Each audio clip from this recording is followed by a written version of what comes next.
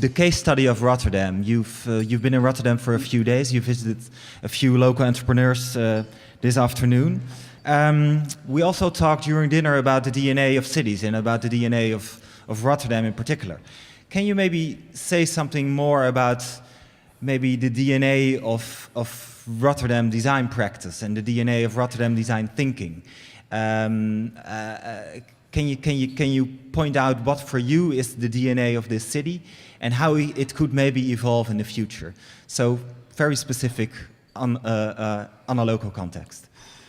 Specificity is always the key to these things, and I hope I've shown that the best approaches, the best of our worlds, are always when you find God in the details. The old romantic notion that the details are actually what really matter, but they connect you with a bigger picture. Having said that, yeah, we want some specifics. Okay, this notion of DNA takes us into the heart of specifics. What do we mean by this term, though? It means that Rotterdam has a character with which you wish to work, of course. You don't want to run against the character because that's going to cause problems.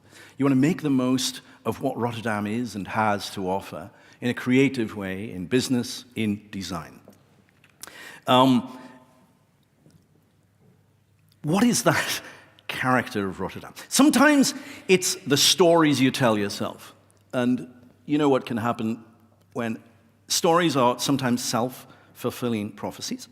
If you have a very positive self-image, which can come from a view you have of yourself, the stories that have been told by yourself of yourself, positive attitude can lead to all sorts of success rather than failure. And simply having there for a positive story of what you are and who you are and where you've come from can be incredibly important. And the psychology of that is very, very well established. And so the stories that Rotterdam tells of itself are fundamental.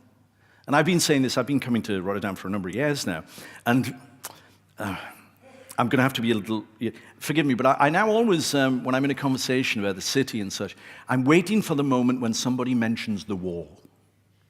I don't know if you do that, but the people I mix with, oh my God, the war comes up a lot, because it's clearly a traumatic moment in the history of the city. It's part of the story that people tell themselves that, it was wiped out, and that led to new beginnings, and that conditions what we can do now.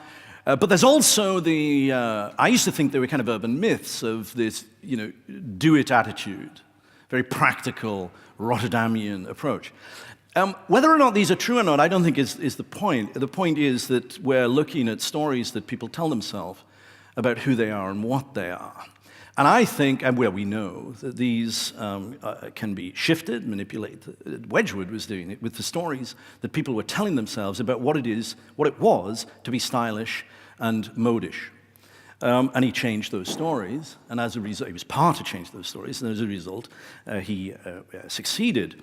So positive storytelling and how you spread that is fundamental. And organizations like this do that, but so does your education, the community involvement that you have. It's not something that I necessarily can get into because you're living on a day-to-day basis, but I would say look to, first of all, the reality of that, because you might think the stories are fiction or can be fiction, but fiction can be extraordinarily powerful. So self-image and such. But then DNA actually goes further. DNA is, of course, notion that you are a product of a biological history, okay, of reproduction. We know all that. Which essentially means, for me, it coincides or could be put together with a very important concept, I think, of path dependency. Path dependency. In the design world, we know that decisions made many, many, many, many years ago, sometimes thousands of years ago, can be absolutely conditioning what you can do now. But it doesn't take much to see this in our day-to-day lives. Decisions made more than a century ago about standards of electricity supply, completely condition what you can make today. Standards that have been applied more recently to information technology, whether that's a USB standard, or whether it's a standard of frequency, or whatever it is, there are many, many, many of them in the tech world. These condition what can be done in the future. Path dependency. In the same way, in terms of our human communities, our histories condition what we can do. Doesn't mean you can't go against the history, but it means to be mindful of what has happened and how that's going to affect what you can do now is fundamental. The infrastructures in Rotterdam, we know, are centered around various key, obvious components. They've changed, such as, for example, to do with the port, major industrial changes there. But nevertheless, Rotterdam has a geography and a history of relationship between the city, the port, and its different communities, but also its educational institutions. These are the fundamental conditions under which you're going to have to work. These are the constraints within which you have to work. Now, constraints can seem debilitating, but by no means is that the case. Any, again, designer who you talk to effectively knows that the constraints are what make you creative. It's the viability, feasibility component, indeed the desirability component of that triangle that I showed you. That because you can't do everything, it narrows your choice and makes you get creative. So I think self-knowledge, being mindful, bringing history to bear in terms of stories on who you are is fundamental. That's what DNA means to me. And it means Rotterdam is very distinctive. It's part of a region. But it has this extraordinarily strong character. I'm always, when I come here, I love coming here because I'm always surprised. The latest one I've been hearing, the latest story I've been following, is the collections building for Boymans, which is just going to be local here, if it gets made. My God, that building. Nowhere else in the world would you have that conceived, right? And it is so Rotterdam. That is absolutely extraordinary. To me, because it's not the only example of what's happening has happened in Rotterdam, it just says to me, there must be something here that you can call DNA. And is that the Rotterdam story? Yes. Is it something else? Yeah, there's a whole series of things. Maybe it's zeitgeist. I use that term there. I don't like the term zeitgeist, spirit of the times. It could be spirit of the location, sense of place, sense of belonging, but identity issues here are fundamental. And we know that that is one of the big things that people are focusing on in design now. We know that so much of designing things for people is about identity. And DNA gets into that. It's a lovely way into it. So I know this is no real answer, but that's not really, we can't get into that kind of specifics here. But I hope I've given an indication of how you could get into that. It's about serious investigation of these issues. Well, as you can see, if you ask Michael a question, you got a real answer. Oh, sorry, am I talking too much anyway? No, it's so, but. Yeah. Thank you for your presentation. And I can really find myself also into these attitudes you present. But I'll maybe try to get you even more specific, because I can also think of people we call scientists, they say Darwin, for example. Curious, had a high curiosity, makes these kind of links with different fields, just as our pottery example. Or for example, nanobiologists who are very curious about how something works, make a lot of tests to see how it learns. Yep. Is there something that puts design thinking apart from these experts, or are they doing design thinking, or can you even set it more apart, what then makes designers different from them, or is there no difference? They're not necessarily different. I think that's why I would put in the human as the common factor. And it's why I said, unfortunately, design thinking is such a bad phrase. Because here we are, I'm guessing that a lot of us are, in a design community or have a notion of design awareness, or maybe design practitioners too. But design thinking is so much bigger than that. But I think that actually gives a strength to the field of design, which is it's not specialized, it's actually so pertinent. So design can apply to other fields that we don't typically call design, and that curiosity thing absolutely can be part of it. But I think what is fundamental is that it's not just a fuzzy attitude, it's an attitude realized in certain kinds of practice that you can do better and worse.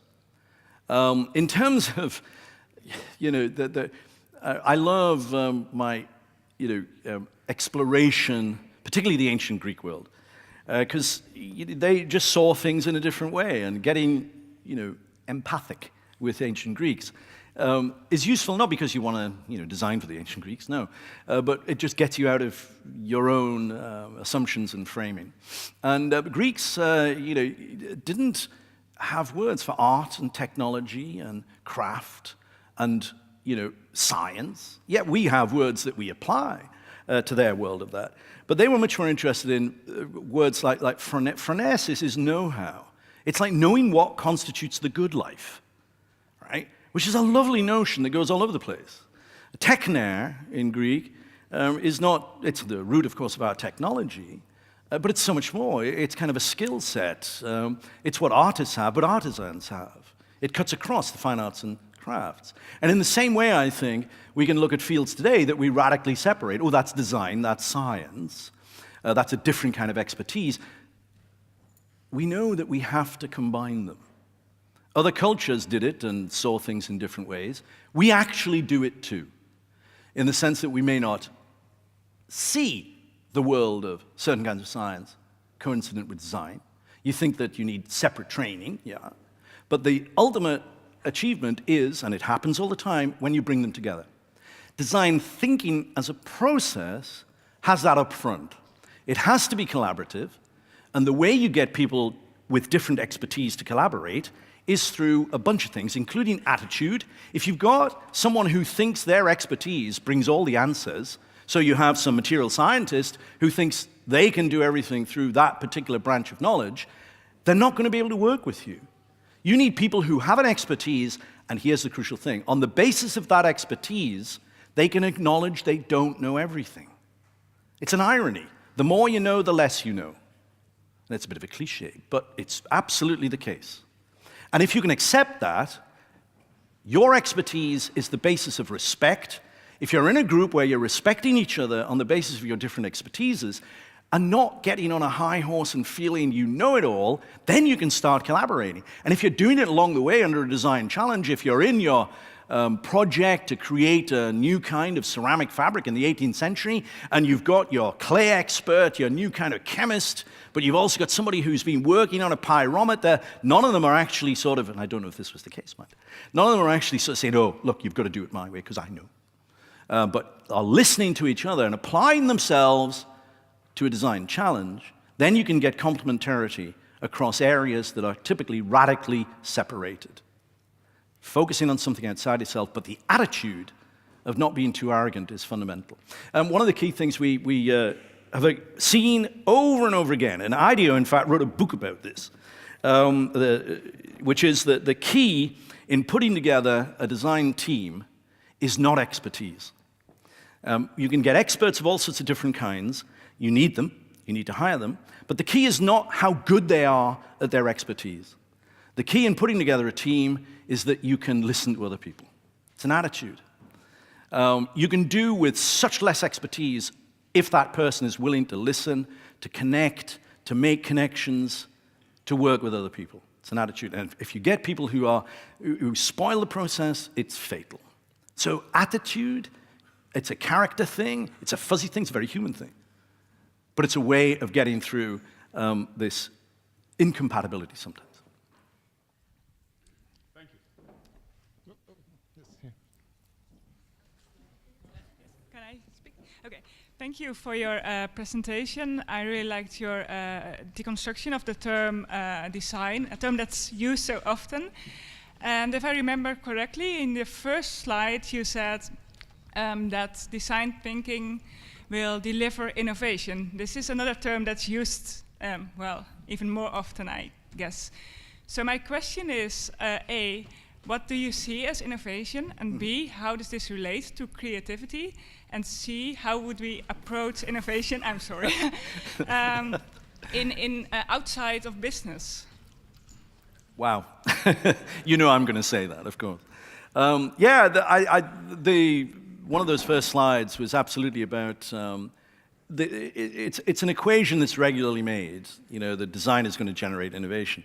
That's why things like design thinking or design process are adopted. But bad design doesn't necessarily work to deliver innovation. But what do we mean? Yeah, absolutely, it's a great question. One thing I think is that it's not, and I hope to bring it out with a Wedgwood example, is it's not necessarily about the new. And that, I think, is innovare in Latin, is to bring the new into being, to introduce the new. But no, it isn't necessarily. I think what we're talking about, the fundamental component of it is this issue of connection. And it's typically a combination of things that pre-exist. I don't know if this works. Well, it might work as an example. The iPod, we know, did it revolutionize music? Well, time will tell. iPod was not the first MP3 player. It was not the best. Arguably, some people thought it was the most elegant, but there were other very attractive MP3 players. So what made the iPod particularly successful? You could say it was a bit behind the curve. It wasn't one of the first. Neither was the iPhone, the first smartphone. What I think you could argue is that these products recombined pre-existing components in a way that made them innovative. The innovation was in the recombination of components. If I put my kind of archaeological hat on, look at long-term human history, it's rare that you have radical innovation, invention. That is, something never seen before. It comes along, invented, discovered, and people go, oh my God, we never thought of that, let's adopt it. That's rarely a story. I don't know of any story. Well, I do know one story in human history. One, right? And you can put me right on this, because I'm sure there are others. One is four-wheeled vehicles. I'm not kidding.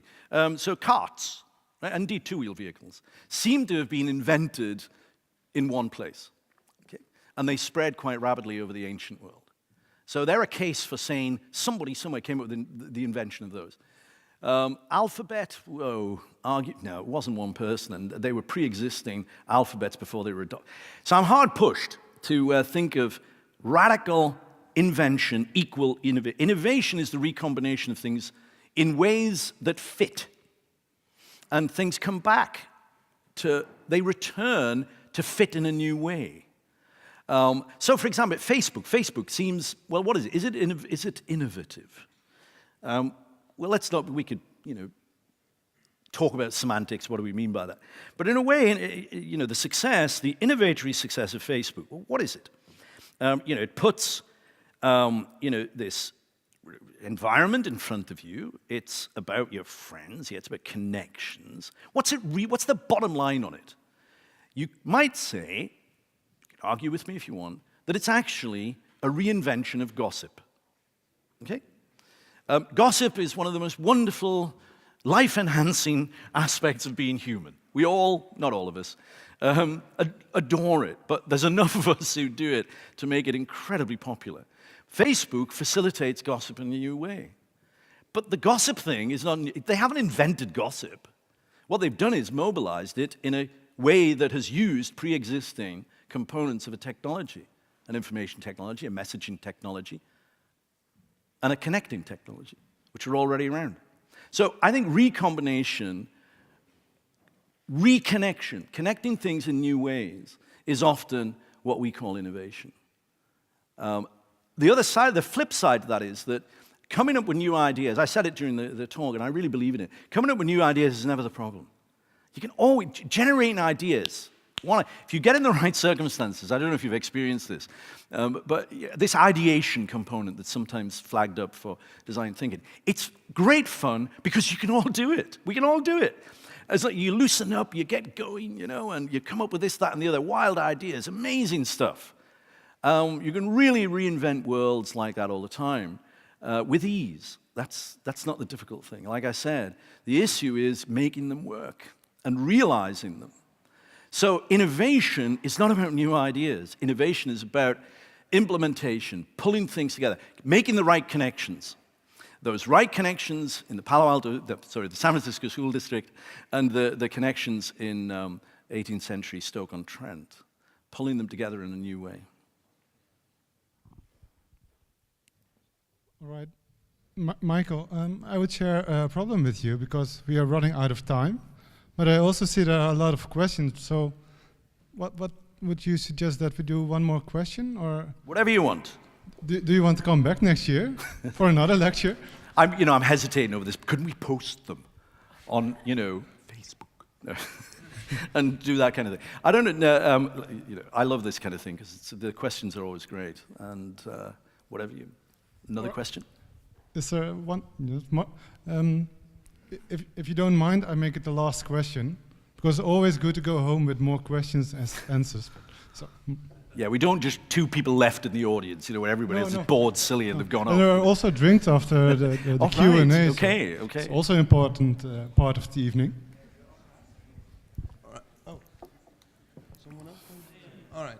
So, all right, let's aim for the two last people standing in the audience with the most boring question of tonight. Thank you for your presentation. It was very interesting.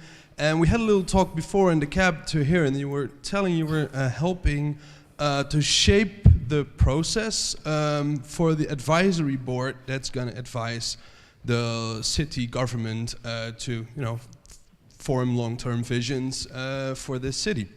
And then I was wondering if there's one example of the deconstruction of labor specialty, like what Mr. Wedgwood did. I think it's politics. We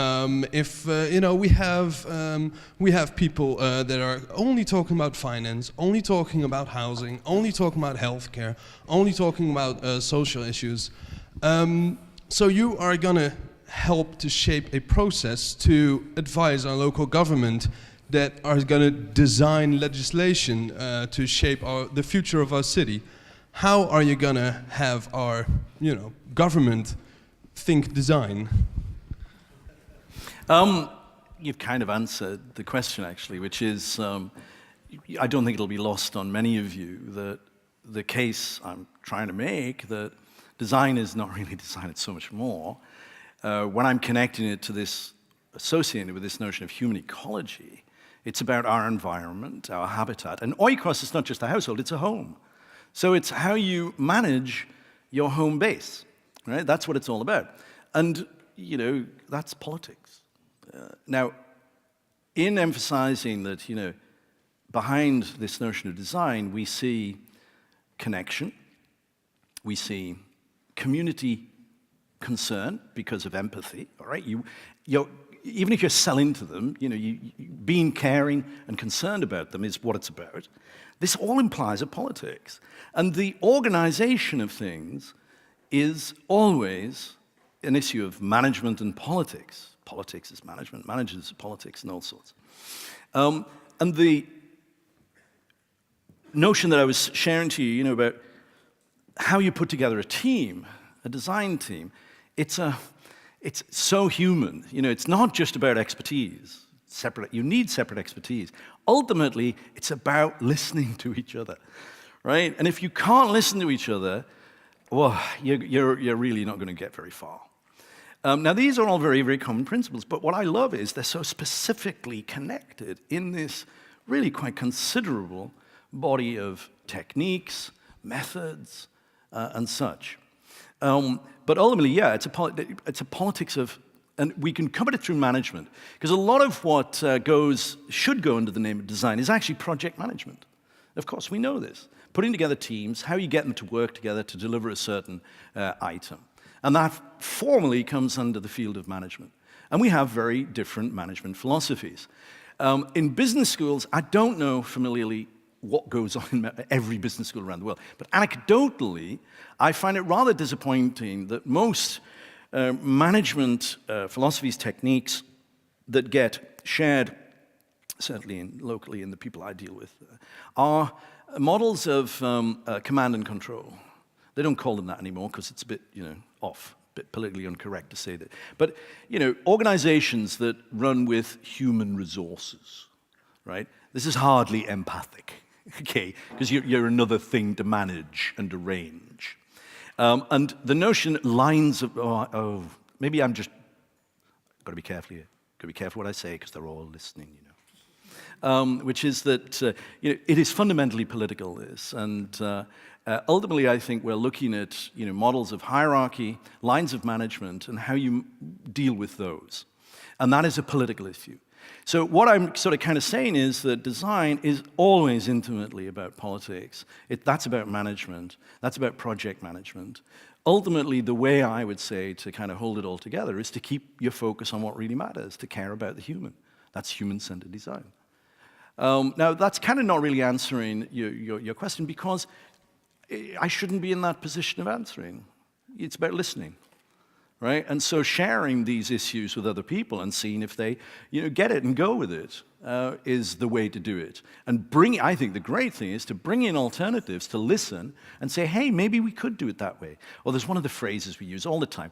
And I like this kind of feel because it's regularly it brings up, little rules of thumb, launch to learn, and they can become cliches, but some of them are really great. And launch to learn is one, and listening to others, find the empathy. These are great things. And in terms of a political process, absolutely the same. Our job is to listen to each other and not be too arrogant and not to think you've got all the answers. If you share that, maybe it'll take off. Will that do? There we go.